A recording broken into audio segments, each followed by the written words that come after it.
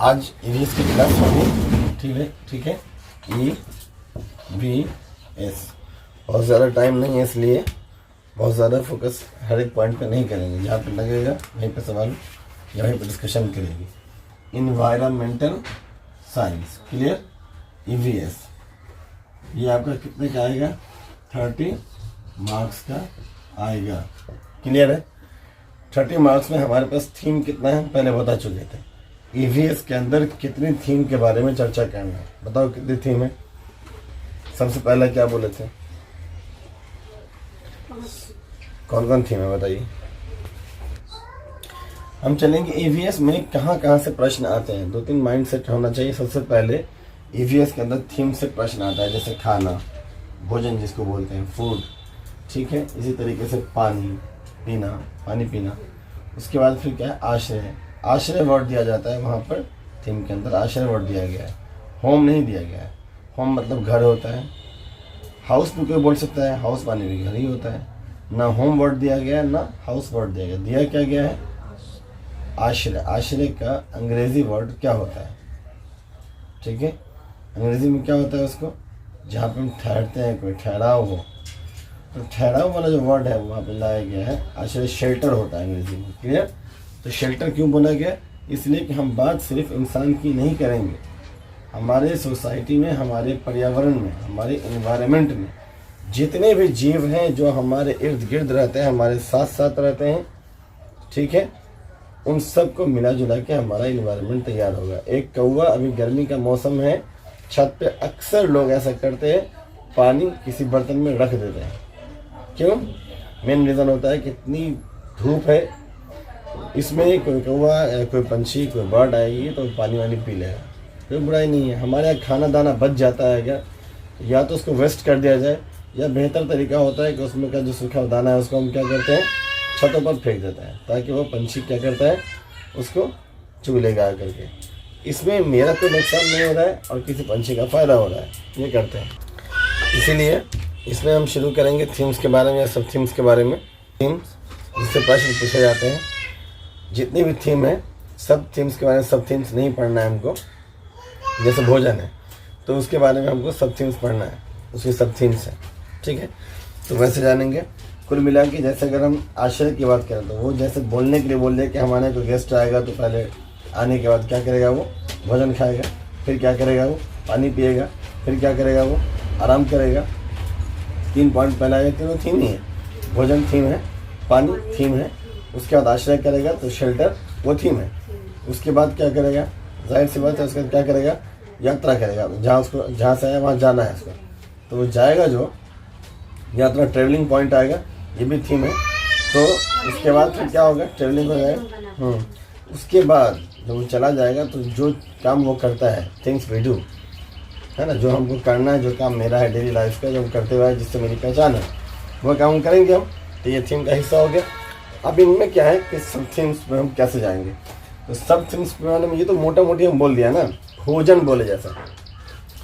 भोजन अकेला हम खाते हैं बिहार के अंदर, यूपी के अंदर नहीं खाता है लोग, हाँ। तो अब कोई खाने को तो अमेरिका में भी खाता है भोजन, जापान में भी खाता है, चाइना में भी खाता है। हम विदेश में नहीं घूमने चले जाएंगे अभी। देश के अंदर जितने भी राज्य हैं, उन सभी राज्यों से जो मशहूर डिश है, फेमस डिश है, उसकी बात करेंगे। कहीं सांप के भोजन खाए जाते हैं, सांप को भोजन के रूप में खाया जाता है, हमारे यहाँ तो नहीं है। कहीं पर क्या है, नारियल की तेल में बना खाना खाया जाता है, हमारे यहाँ तो नहीं है, ठीक है। कहीं पे क्या है, कहीं की मुख्य फसल केला है और नारियल है, तो वहाँ केला और नारियल बहुत ही सस्ता है। जिस अनानास को हम बहुत महंगा खरीदते हैं यहाँ, जब सीज़न में आता है, 100, 110, 120 ऐसे खरीदना पड़ता है। सस्ता भी होता है 60, 70, 80। वो अनानास कहीं ऐसा है कि 10 रुपये बिकता रहता है हमेशा, एकदम चीप से चीपेस्ट। लेकिन वहाँ बहुत ऐसी दूसरी मूलभूत आवश्यकताएं हैं जो हमारी ज़रूरत है, जो हमको सस्ते में मिल रहा है, वो वहाँ नहीं मिलता है। एग्जैक्टली कहना क्या चाह रहे हैं, कहना ये चाह रहे हैं कि हर जगह का जो रीजन है, क्षेत्र है, उस रीजन में, उस क्षेत्र में, उस क्षेत्रीय इलाकों में, वहाँ पे जो फसल उग सकती है, जिस तरह का क्लाइमेट है, जिस तरह का मौसम है, जिस तरह की आबोहवा है, उसके अनुरूप कौन सा फल उगा सकते हैं, कौन सी सब्ज़ी उगा सकते हैं, किसकी बहुलता होगी, है ना। इसके आधार पे वहाँ पे खान पान सारा चीज़ डिपेंड करता है। आज ही नहीं, एक दिन बोले होंगे, याद होगा, अरब कल्चर में लाशों को जलाने का कभी ट्रेडिशन था ही नहीं। क्यों? लकड़ियाँ नहीं है वहाँ, कैसे जलाते।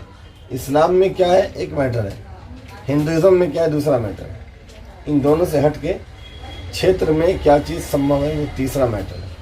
तो सबसे पहले जो भी कोई धर्म आया, भले उसमें आपसी तनाव, आपसी झगड़े में, या जो कोई फिरका वाले लोग हैं या कोई रिलीजन के लोग हैं, है ना, वो अपनी इस चीज़ों को वर्चस्व दिखाना चाहे, किस आधार पे? अपने वोट बैंक की पॉलिसी को लेते हुए। उनका एजेंडा कुछ और होता है उसके हिसाब से। सच्चाई यह है कि धर्म जब भी आया वो लड़ने लड़ाने के लिए कभी आया ही नहीं था। उसने सबको एक सभ्य बनाने का एक रास्ता चुना, बताया कि तुम असभ्य में जी सकते हो मगर सभ्य होकर जियो। उस सभ्य होकर जीने में 2-3 चीज़ें बहुत बेसिक चीज़ थी। वो इस्लाम के अंदर भी था, वो सनातन धर्म में भी था, वो हर धर्म के अंदर रहा, क्रिश्चियनिटी में भी था। जैसे जो भी वहाँ पे आए, चाहे क्राइस्ट आए हों, जीसस क्राइस्ट, ईसा मसीह जिसको बोलते हैं, या मुस्लिम धर्म में प्रॉफिट मोहम्मद, या हिंदू धर्म के अंदर बहुत सारे ऐसे दूत हैं, राम भी हैं, इस तरह से बहुत सारे नाम हैं। तो उनके बारे में जब स्टडी करें तो उनके भी बारे में स्टडी करना हो या क्षेत्र का स्टडी करें तो लगभग मिला जुला के हम एक जगह पहुँच जाएंगे। सोच एक ही बात हो जाती है। क्या होता है वहाँ पर कि धर्म सब कुछ जान रहा है, क्योंकि धर्म का बनाने वाला कहीं ना कहीं ईश्वर है। आप अलग अलग नाम से, हम अलग नाम से पुकार सकते हैं। उसने क्या किया, उसने तरीका बताया, जीवन शैली बताई है, जीवन पद्धति बताई है, जीवन का ढंग बताया है, कैसे जीना है, कैसे रहना है, कैसे क्या करना है, क्या नहीं करना है। सिंपल सा लॉजिक है। अरब कल्चर के अंदर सिंपल सा लॉजिक था। वहाँ पे लकड़ी नहीं है तो वहाँ जलाओ कैसे भाई? वहाँ पे दफन करने का कंसेप्ट आया। अगर हम इंडिया की बात करें, यहाँ पेड़ पौधे की कोई कमी नहीं है। यहाँ पर हिंदू रीति रिवाज के तहत जिसको जलाया जाता है वो बहुत आसानी जला सकते हैं आराम से, है ना। तो कहीं ना कहीं रिलीजन के बेसिक्स में अगर हम जाएंगे तो मालूम होगा वो जो उस टाइम का, उस समय जो भाषा थी, जो लोग थे, जो उनका रहन सहन था, उनके बीच धर्म ने अपने आप को ला के सेट किया, अपनी जगह बनाई। तो वहाँ पे कोई ऐसी चीज़ बोले जो संभव ही नहीं है, ये तो नहीं हो सकता था। तो संभव चीज़ों के साथ ही एक्सपेरिमेंट हुआ, उनको अच्छे से बढ़िया और अच्छा उत्तम बनाया जाए, इसकी प्रक्रिया धर्म की थी, उसने की। और बाकी धर्म विशेष के बारे में यहाँ चर्चा हमको नहीं करना, करेंगे भी नहीं। तो जब हम बात कर रहे हैं भोजन की, अगर तो भोजन में सिर्फ हम लोगों का चावल दाल नहीं आएगा, वो तमाम भोजन आएंगे जो भारत के अलग अलग राज्यों में, बिहार के अंदर भी, ठीक है, हैदराबाद के अंदर भी चले जाए वहाँ का भी कल्चर आएगा, तमिलनाडु के अंदर जाए वहाँ का कल्चर आएगा, ठीक है, हर जगह का कल्चर उसके अंदर आएगा, ठीक है। इसीलिए कहना, जब हम बात थीम्स की करते हैं, सब थीम्स की करते हैं ईवीएस के अंदर, तो सीधी सी बात ये होगी कि सबसे पहले जैसे भोजन की बात किया, एक थीम है, तो भोजन का अर्थ जैसे हम बोलने चलने में बोले कि एक आदमी आएगा तो वह पहले भोजन खाएगा, फिर वो पानी पिएगा, फिर वो थोड़ा देर रेस्ट करेगा, आराम करेगा, आश्रय होगा, जगह होगी, रेस्ट करेगा, शेल्टर होगी, वहाँ पे रिलैक्स हो जाएगा। उसके बाद क्या है, वो रिलैक्स होने के बाद फिर वो यात्रा करेगा, अपने जाने की यात्रा करेगा, जाएगा जहाँ वो रहता है वहाँ जाएगा। आप पे बोझा कब तक बना रहेगा? 1 दिन 2 दिन, जब तक गेस्ट है तभी तक उसका मानदान होना है। अगर आके टिक जाएगा 1 महीने तो मालूम हुआ कि उसका गेस्टिंग फैसिलिटी सब बंद हो जाएगा, ठीक है। तो उसको जाना है, फिर जाने के बाद जो वो काम कर रहा है वो काम वो करेगा, है ना। उस काम को क्या बोलते हैं? Things we do. जो काम हमें करना है, जो नौकरी पेशा है नौकरी करेगा, जो रोज़गार से जुड़ा हुआ है, बिजनेसमैन है, वो बिजनेस करेगा, जो जिस काम से जुड़ा है वो काम करेगा। ये कुल मिला जुला करके हर इंसान की डेली लाइफ ऐसी चलती है। अमेरिका के अंदर रहने वाले की भी, इंडिया के अंदर रहने वाले की भी, बिहार के अंदर रहने वाले के लिए भी, ग्रामीण क्षेत्रों में रहने वाले के लिए भी, और जो शहरी इलाकों में रहते हैं उनके लिए भी, जो मेट्रोपॉलिटन्स में रहते हैं उनके लिए भी, अमीरों के लिए भी और गरीबों के लिए भी। जो खाना है खाइए, मर्द खाना सब खाएगा, जो पीना है पीजिए, पानी ही सब पिएगा।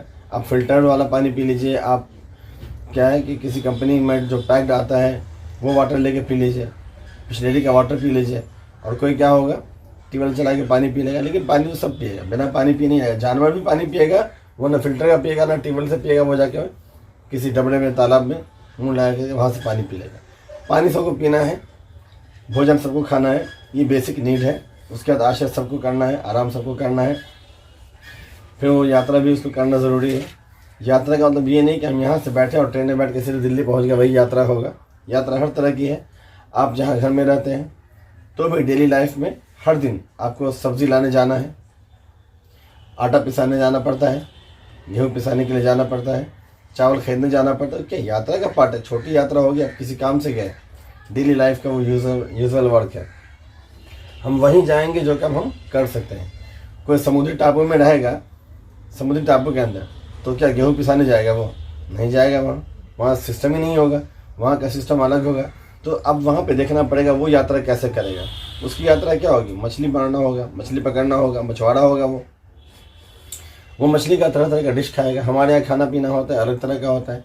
वो मछुआरा है तो जाहिर सी बात है उसके यहाँ बड़ी बड़ी मछलियाँ आती हैं, सस्ती मछली मिलेगी।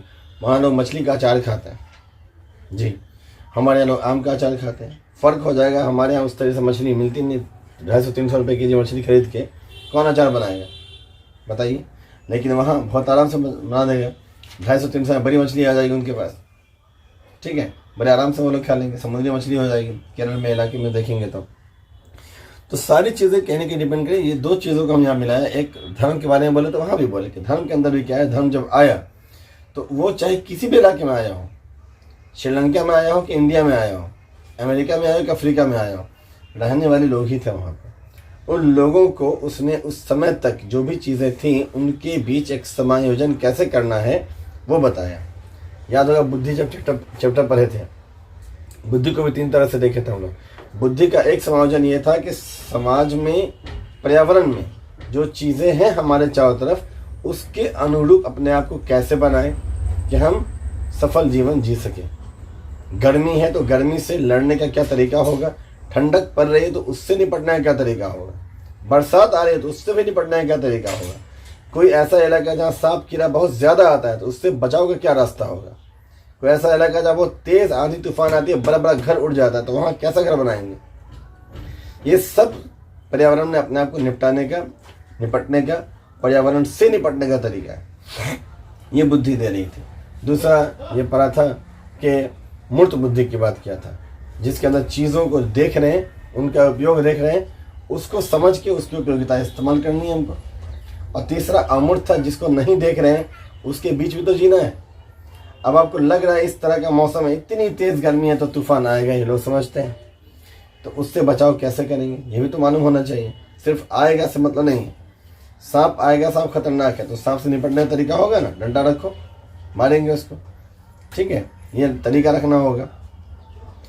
या जैसे कोई छोटा सा इलाका है, छोटा सा घर है, उसमें कुत्ता आ जाता है, बहुत सारे कुत्ते हैं, तो गेट बंद रखेंगे वहाँ पे, ठीक है ना। ये प्रक्रिया होगी।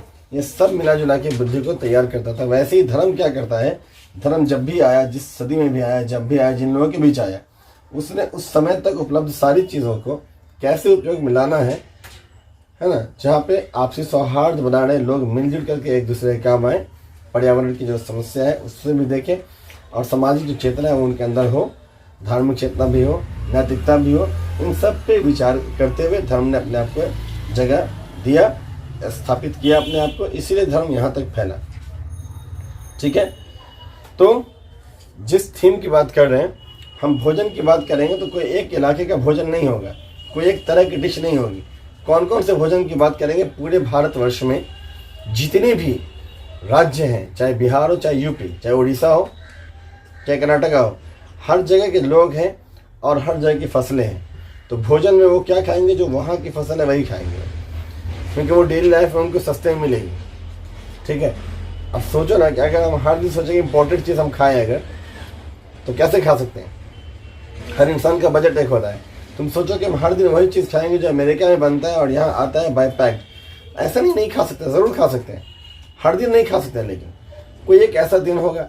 मान के चलो कुछ लोग परफ्यूम लगाते हैं, तो सोचेंगे परफ्यूम आता है कितने का, एक परफ्यूम ले लेंगे, चलो अगर 1000 का भी आएगा मान लो तो चलेगा, 6 महीना 5 महीना वो वहाँ खर्च कर लेंगे। लेकिन मान लो वही परफ्यूम 1000 का आए और हर एक हफ्ते में ख़त्म हो जाए, तो 1000 का परफ्यूम कौन यूज़ करेगा? फिर आम आदमी करेगा यूज़?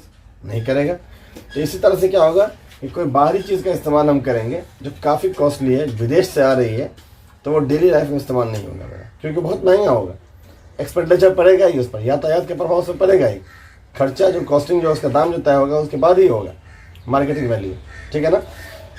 तो मार्केट वैल्यू हमको महंगा मिलेगा तो हम क्या व्यतीत कर पाएंगे।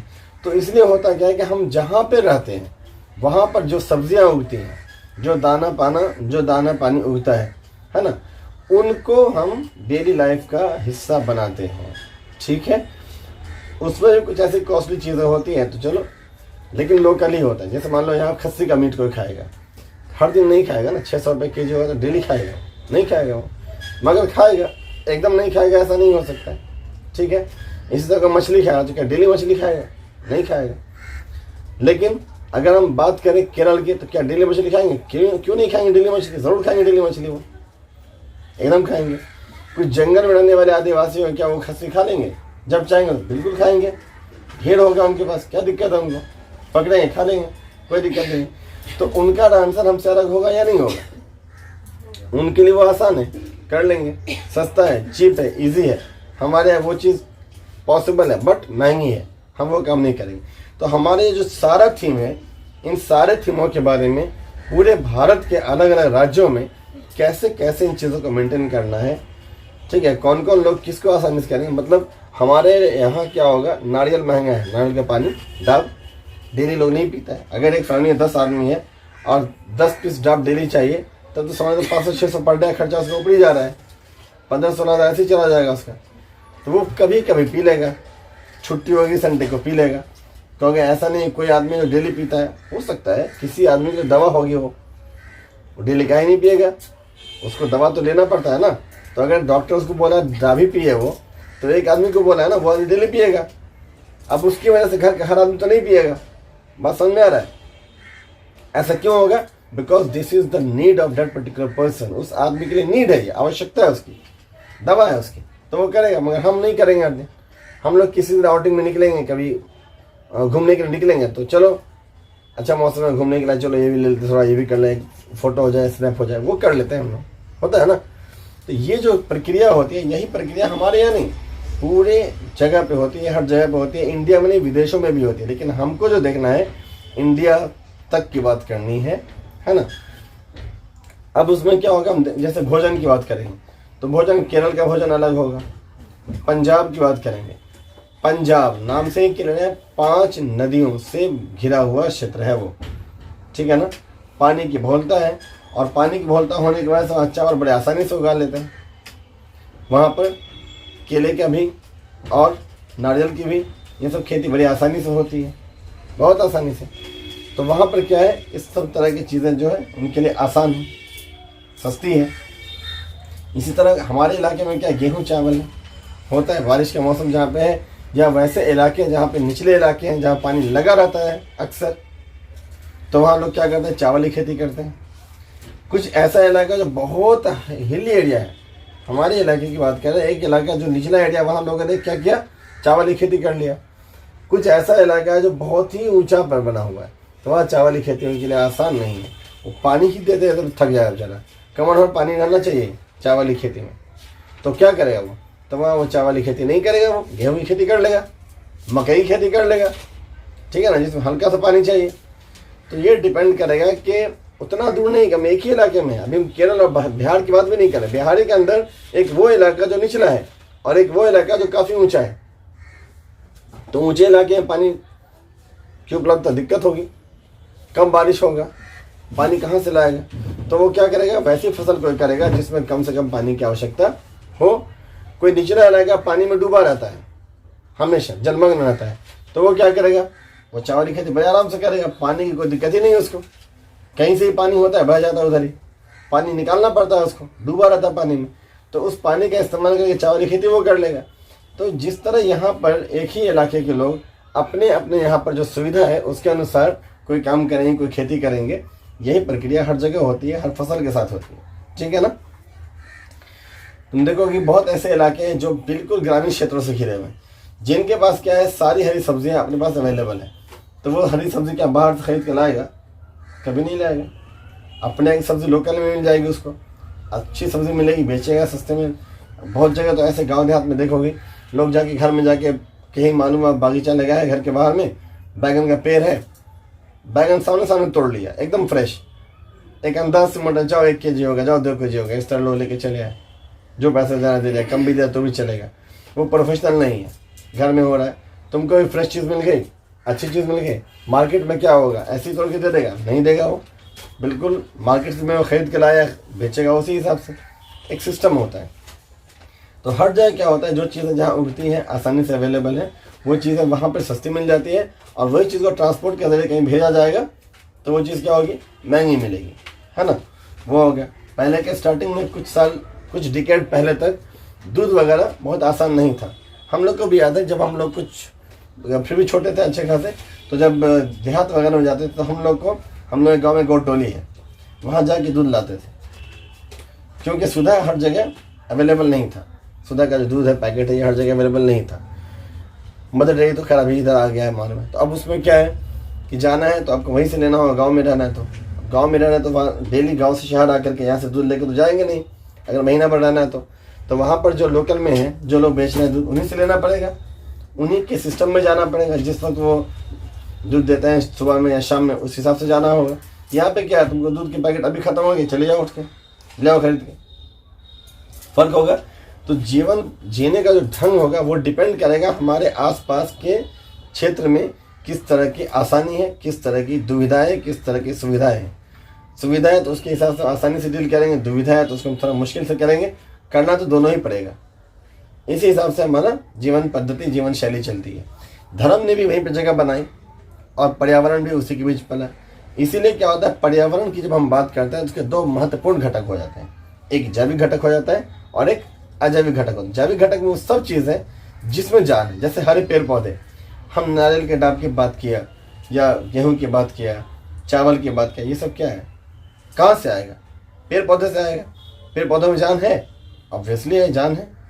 दूसरा कहाँ से आएगा, खस्सी की बात किया, मछली की बात किया, मुर्गा मुर्गी की बात किया, इसमें जान नहीं है, जान है। या अंडे की बात कर, अंडा बेजान है लेकिन आएगा कहाँ से, मुर्गा मुर्गी से, तो वो तो फिर जान है। तो एक वो चीज़ होगा जो हमको जानदार चीज़ों से मिलेगा। इसीलिए एक एनिमल है, जानवर, जो भोजन का प्रमुख साधन बनेगा। जीवों से हमको क्या होगा, मीट मिलेगा, मछली मिलेगी, अंडा मिलेगा, ऐसी चीज़ मिलेगी, या दूध मिलेगा। दूध के बने और दूसरे बहुत सारे प्रोडक्ट हैं, जैसे घी, जैसे दही, है ना, इनसे बना बहुत दूसरा प्रोडक्ट, जैसे कि छेना की मिठाई, या और भी जो चीज़ें हैं, बर्फ़ी बनाना होगा, खोआ बनाना होगा, पेड़ा बनाना होगा, लस्सी बनाना होगा, कहाँ से बनाएंगे, बिना दूध के बन जाएगा? दूध तो ज़रूरी होगा ना, और दूध क्या बिना जानवर क्या आ जाएगा, ज़रूरी होगा ना। तो इसका मतलब जानवर से बंधे हुए, जानवर इन चीज़ों को देगा, जानवर से जो दूध मिलेगा उन्हीं से ये सारी चीज़ें बनेंगी।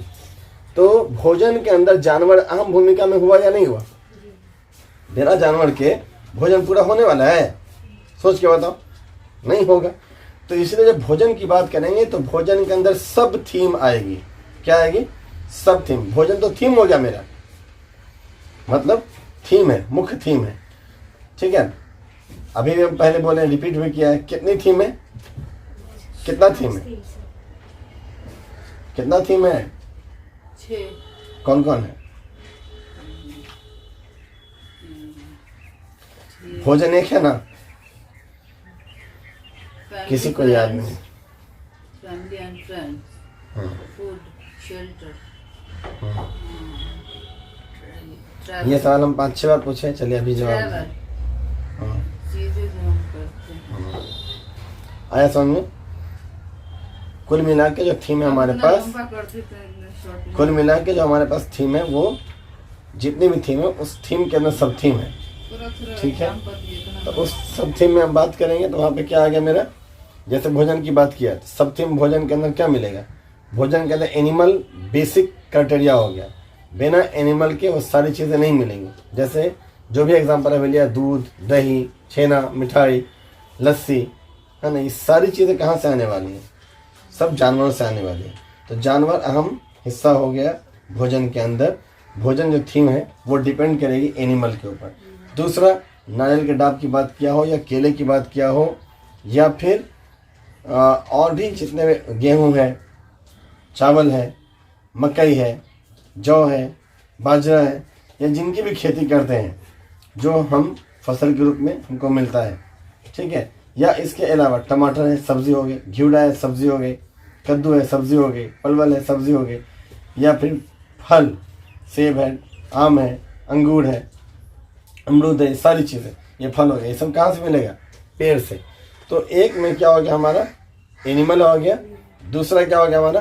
पेड़ पौधे हो गया, एकदम ज़रूरी है। तो ये सब कैसी चीज़ें हैं? उस भोजन जो थीम है उसके अंदर का सब थीम है एक एनिमल, ठीक, जीव जंतु, और दूसरा क्या हो गया? पेड़ पौधे, वो भी उसका सब थीम है। तो भोजन के अंदर दो सब थीम कौन कौन आ गया? ये दोनों। और भी है कोई सब थीम? भोजन जो थीम है उसके अंदर कितना सब थीम है? 5। कौन कौन बताओ? Family, friend. इसलिए हम बात जो कर रहे थे सारी चीज़ें ये थीम सब थीम से जुड़ा हुआ है कि थीम क्या है, सब थीम क्या, समझ में आ गया होगा। थीम वो चीज़ होगा जो डायरेक्ट हमारे लिए ज़रूरी है, डायरेक्ट, जिसके बिना हमारा लाइफ स्टाइल पॉसिबल ही नहीं चलेगा, जीने का ढंग नहीं हो पाएगा उसके बिना, तो वो ज़रूरी है। इसी के उदाहरण के तौर पे हम धर्म को भी लाए कि धर्म भी इसमें इसीलिए आया कि लोगों को जोड़ कर रखे, शांतिपूर्वक बना के रखे। धर्म के अंदर वो चीज़ें ऐसी आई जो उसको मेंटेन कर सके। अब समुद्री इलाकों में कहा जाए कि लकड़ी जलाओ, पॉसिबल नहीं था, और जहाँ लकड़ी पाई जाती है वहाँ कहा जाएगा कि पानी में डुबो दो, वो मुमकिन नहीं है। तो सबका ध्यान रखते हुए धर्म उस जगह उस तरह की चीज़ों को, संस्कृति को लेकर के आया। इसी तरीके से जब थीम सब थीम की बात करते हैं तो थीम वो है जो 6 हमारे पास डायरेक्ट है। अभी बोले नहीं, क्या बोले? पहला फैमिली फ्रेंड्स बोली, एकदम इसको दूर दूर ढूंढना भी नहीं है सुनों पर, ठीक है। फैमिली फ्रेंड्स इसलिए है कि फैमिली फ्रेंड्स से शुरू हुआ, हर एक इंसान फैमिली फ्रेंड्स को स्ट्रेस करके देख सकते हैं अगर हम, तो फैमिली के साथ रिलेटिव नहीं जोड़ा गया, फ्रेंड जोड़ा गया, क्योंकि फ्रेंड माना गया हर वो गुड विशर जो आपका भला चाहेगा। तो फैमिली प्लस फैमिली के साथ अगर रिलेटिव भी है तो फ्रेंड की लिस्ट में आएगा वो। रिलेटिव होने का लड़ाई झगड़ा चल रहा है तो फ्रेंड होगा, वो कभी नहीं होगा, वो लोग उससे दूरी बना के रखे हैं। तो फैमिली फ्रेंड्स एक थीम आ गई, उसके अंदर हम सबको जोड़ते हैं। उसके अंदर उन्हीं में से लोगों का आना जाना होगा एक दूसरे का, उन्हीं का केयरिंग हम करेंगे, उन्हीं को रिस्पेक्ट हम देंगे। वो हमारे यहाँ आएगा तो भोजन ज़रूर कराएंगे, पानी ज़रूर पिलाएंगे, आराम करने को ज़रूर बोलेंगे। तो वहाँ से दूसरा थीम भोजन, तीसरा थीम पानी, चौथा थीम क्या हो जाएगा आपको? शेल्टर, पांचवा थीम क्या हो जाएगा? ट्रैवल, यात्रा करो जहाँ जाना है, जहाँ से आए हो। और लास्ट वन थीम जो होगा, छठा थीम जो होगा वो क्या हो जाएगा कि आपकी पहचान जिस चीज़ से वो काम करो। बिना पहचान वाले को कोई नहीं पूछता है, आपका जो पहचान है आप उसी पहचान से जाने जाते हो, ठीक है। तो फिर वो आप काम कीजिए, वो काम थिंग्स वी डू। ये 6 थीम है, इन सब थीम को तोड़ तोड़ के अलग से देखा जाता है। जैसे भोजन को तोड़े हम, तो भोजन के अंदर क्या क्या है बताया कि पहले एनिमल ज़रूरी हो जाएगा, दूसरा क्या हो जाएगा? प्लांट ज़रूरी हो जाएगा। इसी तरीके से हम अलग अलग थीम को और उसके सब थीम को समझेंगे, ठीक है। तो ये हमसे मोटा मोटी इसके बारे में पूरा परिचर्चा कर दिया है। इसके अंदर किसी दिन थीम पढ़ेंगे, पूरा सब थीम के बारे में जान लेंगे इकट्ठे तौर पर। इसी तरह किसी दिन थीम के अलावा हम क्या करेंगे? थीम के अलावा सब थीम में जाएंगे, तो जिसमें सब थीम है उसको देख लेंगे हम, और उसके बाद फिर सेपरेशन के साथ सबको अलग अलग पढ़ेंगे। अभी जो हम देखने जा रहे हैं, हम 1 लाइनर क्वेश्चन की बात किया था, कल लिखाई भी था, याद होगा लास्ट डे जो हुआ था उसमें हमने 1 लाइनर क्वेश्चन की बात की थी, और स्पेशली पंछियों से जुड़ी बात की थी। पंछी में एक खास तरह की बात की थी, पंछियों की 2 आँखें होती हैं, हम लोग की भी 2 आँखें होती हैं, लेकिन पंछियों की 2 आँखें सामने से नहीं होती हैं, बीच में होती है, सरों के बीच में होती है, जिसके वजह से वो समझ के चलो मोटा मोटी इधर का 120 डिग्री तक एक क्वेश्चन का राइट साइड से और लेफ्ट साइड से भी 120 तक देख सकती है। तो 240 मोटा मोटी ऐसे देख पाती है। बाकी जो घट रहा है 180 वो क्या होती है? थोड़ा मूव करेगी गर्दन को इधर या इधर करेगी, मतलब पूरा 360 डिग्री के एंगल में सारी चीज़ों को देख पाते हैं। चारों तरफ क्या है उसका, जो उसका बचाव करने में, उसकी रक्षा करने में, सुरक्षा करने में, हर तरह में क्या करता है? मदद करता है उसको। तो उसके लिए ज़रूरी है। हम इंसानों के साथ वो चीज़ नहीं है। साथ में ये भी जाना कि पंछियाँ जो होती हैं उनमें होता क्या है कि किसी एक चीज़ पर कंसंट्रेट करना हो तो पीछे नहीं ध्यान देंगे, एक तरफ कंसंट्रेट हो जाएंगे, वो चीज़ ज़्यादा क्लियर, विजिबल, अच्छे समझ में उसको आने लगेगी, देखेंगे। लेकिन नॉर्मली क्या होगा, वो चारों तरफ उसकी नज़र होती है, कहीं से कोई शिकारी उसका शिकार न कर ले, कोई उसको मार नहीं दे, इससे बचाव भी करेंगे। सारी चीज़ों के लिए उसकी बनावट उस तरह बनाई गई। कुछ ऐसे भी पंछी की बात किया जो बहुत ऊँचा उड़ सकता है, उसके पीछे क्या रीज़न होता है? उसके पीछे का रीज़न एक होता है कि हम डेली लाइफ में अपने आप को भी इससे जोड़ के देख सकें। आपको डेली लाइफ में पंछियों से कैसे जोड़ें? पंछियों से जोड़ करके ही लोगों ने हवाई जहाज़ बनाई ना, राइट? ब्रदर्स ने जो बनाया हवाई जहाज़ कैसे बनाया? पंछियों को देख करके धीरे धीरे धीरे धीरे एक दिन तो बना नहीं हवाई जहाज, लेकिन बन गया। पंछियों की सारी चीज़ों का स्टडी हमने किया, उसकी हड्डियाँ ढीली होती हैं, हल्की होती हैं, पर होते हैं, उन सब चीज़ों को कहाँ यहाँ मौजूद कर दिया हमने हवाई जहाज़ बनाने में। हवाई जहाज़ तैयार हो गए। मछलियों पे बहुत गौर से फोकस किया तो मछलियों के शेप में क्या बना दिया, नाव बना दिया। और वो नाव आज कितना डेवलप हो गया, कहाँ से कहाँ चला गया, पनडुब्बी बना, क्या क्या बना। तो हम चीज़ों को सोसाइटी के अंदर, समाज के अंदर उन्हीं चीज़ों को देखते हैं जिस रूप में वो होता है और उसको अपने अनुरूप हम ढाल लेते हैं। क्लियर है? ताकि इससे हम अपनी लर्निंग को आगे बढ़ाते हैं, बुद्धि को आगे बढ़ाते हैं, चेतना को आगे बढ़ाते हैं। ये हमारे डेवलपमेंट का हिस्सा होता है, विकास का हिस्सा होता है। क्लियर है? तो ये चीज़ें वहाँ से आती हैं। अगर उसी अनुसरण में हम बात करें, एक चीज़ होता है जैसे चील के बारे में कहा, गिद्ध के बारे में कहा, और कौन था, बाज के बारे में कहा। बाज हो, चील हो, गिद्ध हो, ये एक ही कैटेगरी का जीव है, तीनों पक्षी है, लेकिन तीनों में बहुत अंतर है। बाज सबसे ऊंचा उड़ता है, उसकी उड़ान कोई नहीं पकड़ सकता है। बाज जितना ऊंचा कोई उड़ ही नहीं सकता है। उसी फैमिली का होने के बावजूद भी गिद्ध क्या होता है, हमारे इलाके में रहता है, वहाँ पे जहाँ पे मीट वेट का काम होता है ज़्यादा, उन सब जगहों पर, या फिर पठारी इलाकों में कहाँ रहता होगा जहाँ पे बड़ा मांस मिल जाए खाने को उसको, उन चीज़ों को। गिद्ध वगैरह भी उसी तरह से जीवन यापन करता है उसका। ये सब एक क्लास के हैं जीव। लेकिन एक बहुत बड़ी चीज़ है, कहीं गौर करना, तो कहा जाता है कि बाज के पीठ पर कौवा हमेशा सवारी करता है। पता है, सुना है कभी? लोकल में तुमको बाज तो नहीं दिखेगा, लेकिन गिद्ध दिख जाएगा। तो कभी ट्राई करना, कभी गिद्ध पर नज़र पड़ जाए तो थोड़ा आधा घंटा 1 घंटा गौर करना। देखो ये गिद्ध जहाँ भी रहेगा, कौवा उसके पीठ पर बैठ जाता है। आपको इतना कौवा क्यों बैठ जाता है? इसलिए कौवे ऐसे जीवों में गिने जाते हैं जो बहुत ऊंची डाल पे बैठता है। कौवे का ऊंचा बहुत होता है। सवाल पूछा जाता है इसके अंदर, जिन पंछियों का ऊंचा ऊंचा घोंसला होता है, बहुत ऊंचाई पे घोंसला होता है, वो कौन है? उसमें कौवा भी एक है। इनका घोंसला बहुत ऊंचाई पर होता है। सवाल में आएगा आगे, ठीक है।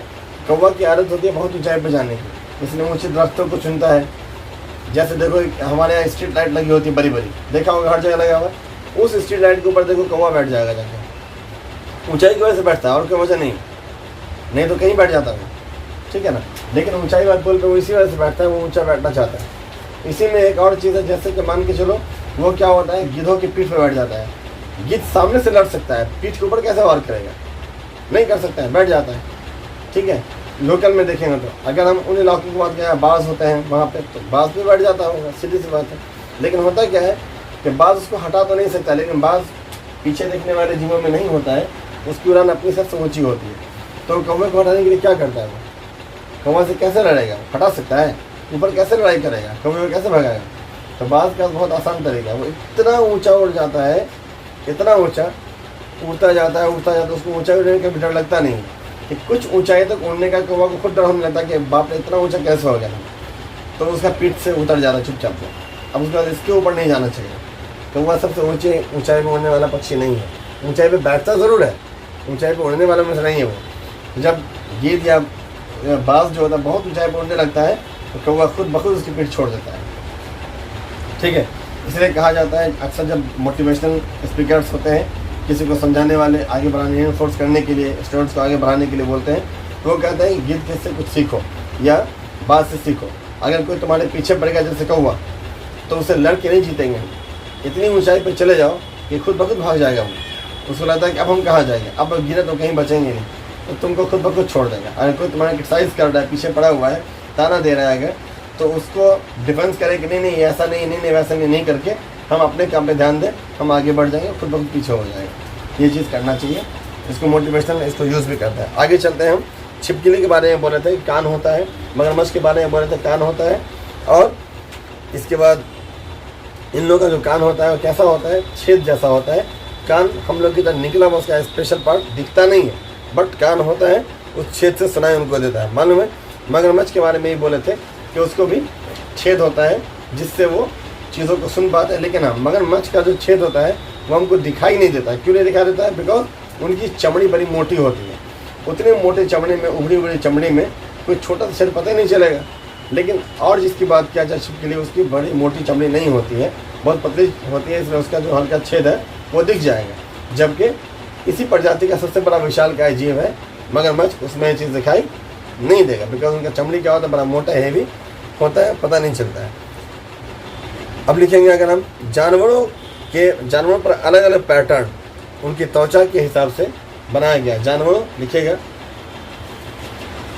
जानवरों पर अलग अलग पैटर्न उनकी त्वचा पर बालों के कारण आता है, उनकी त्वचा पर बालों के कारण से आता है। बालों के कारण, जैसे हमारे यहाँ खस्सी है, बकरी है, ठीक है, या गाय है या भैंस है, हमारे यहाँ है, कितना बड़ा बाल होता है, देखा है? नहीं, एकदम नॉर्मल सा बाल होता है। लेकिन यही भेड़ होती है, बकरी जो हमारे यहाँ, ये कहीं भेड़ कहलाती है ना, उसको बड़ा बड़ा बाल होता है कि नहीं। जो बैल हमारे यहाँ है, ये जंगली बैल भी होता है, देखा होगा, बड़े बड़े बाल उसके होते हैं, ठीक है। तो ये उसके इलाके के हिसाब से बनावट है यही जीव, लेकिन उसका कोई एक हिस्सा बहुत सारा डेवलप कर रहा है। क्यों? बिकॉज उसके इलाके में उसकी ज़रूरत है, वहाँ ठंडा ज़्यादा होता है, बाल उसको ज़रूर चाहिए। और उसका प्लस हम क्या करते हैं, उससे ऊन निकालते हैं, उसका फ़ायदा हम उठाते हैं, है ना, उसी के बालों से ऊन बनाते हैं। तो वही चीज़ कहा गया कि जो भी जीव होते हैं उस पर जो बाल होता है वो उसके हिसाब से उसकी प्रकृति अलग हो जाती है। क्योंकि बाल क्या होता है, ठंडे से लड़ने की शक्ति दे देगा, जबकि यहाँ बाल नहीं है। तो इनको अगर ठंडा, हमारे यहाँ भी तो ठंडा आता है, तो हमारे यहाँ क्या बकरी को खुला छोड़ देते हैं? नहीं, उनको हम अपनी तरफ से कोई कपड़ा बोरे का बना हो, किसी चीज़ का बना हो, उतरन हो, पुराना कपड़ा हो, वो हम उसको पहना करके उसको ठंडक से रिलैक्स करते हैं, आराम पहुँचाते हैं। जबकि जो वो शिप है, भेड़ वगैरह, उनको क्या होता है, अलग से कुछ उड़ाने की ज़रूरत ही नहीं पड़ती है, उनके बदन पे बड़ा बड़ा बाल होता है ना। जब गर्मी का सीजन आता है तो उन्हीं बालों को काट कर क्या करते हैं, ऊन वगैरह बना लेते हैं, स्वेटर वगैरह तैयार करते हैं, पता है ना, पढ़ा होगा। वो कौन से जीव हैं जो अंडे देते हैं? ठीक है, जानवर में पूछा गया है, जानवर में वो कौन से जानवर हैं जो अंडे देते हैं? उत्तर होगा, ठीक है, बिना कान वाले जीव, मतलब उनको छेद नहीं होता है, कान वाला जो हिस्सा है छेद नहीं होता है, ठीक है, वो क्या करते हैं, वो अंडे देते हैं, ठीक है। कान की जगह छेद होता है ना, जैसा ये लिखा छिपकली में छेद है, ठीक है, या मगरमच्छ लिखा ना, तो उस तरह से जो होता है बिना कान वाले जीव हो गए, मतलब सिर्फ छेद है उनको, कान है, कान का काम वही कर रहा है, कान निकला हुआ नहीं है अलग से पार्ट, ठीक है, कान की जगह पर छेद काम कर जा रहा है। तो वो जो जीव है वो अंडा देता है। पहचान में कुछ ऐसा जीव जिसको कान दिख नहीं रहा है, लेकिन कान का काम वो किससे निकाल रहा है, छेद से, तो वैसे जीवों में क्या होता है, वो अंडा देगा। बड़े में भी, जैसे मगरमच्छ को देखिए, मगरमच्छ क्या है, उसको पंछी बोलेंगे हम, है ना, क्या वो पंछी तो नहीं बोलेंगे उसको, ठीक है, वो जीव है तो वो अंडा देता है, लेकिन उसका कान नहीं होता है उड़ा हुआ, ये पहचान हो गई, ठीक है।